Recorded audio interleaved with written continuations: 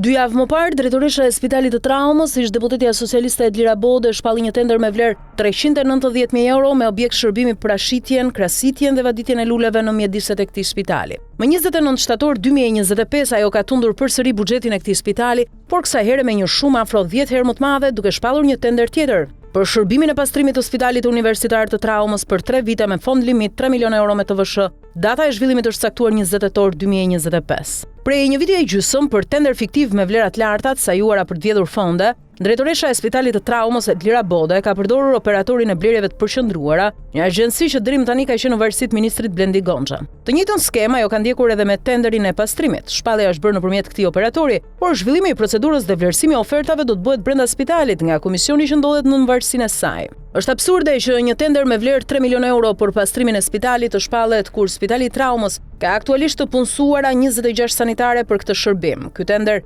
ngres sërish dyshime për abuzime fondet publike, ndërkohë që në spital mungojnë ilaçet dhe pajisjet mjekësore. Kjo pasi financimet e buxhetit të shtetit vidhen përmes një skeme të mirë organizuar korrupsioni, me qark të mbyllur dhe një rrjeti kompanish klienteliste që fitojnë tenderet. Sipas raporteve të KLSH-s, auditit të Ministrisë së Shëndetësisë dhe fakteve të publikuara në media, gjatë periudhës nëntor 2021-shtator 2025, drejtoresha e Spitalit të Traumës Edlira Bode ka dhënë 90% të tenderëve në mënyrë fiktive pagar dhe me 97 deri në 100% të fondit limit, ndërsa për 50% të tyre nuk janë zbatuar kontratat për sasinë dhe cilësinë e ilaçeve. Ministre Adjella duhet ta verifikojë këtë tender të ustalleshës së korrupsionit, të cilën Babloku dhe SPAK prej 4 vitesh e lejojnë të zhvas fonde dhe ta asfiksojë shërbimin mjekësor në Spitalin e Traumës.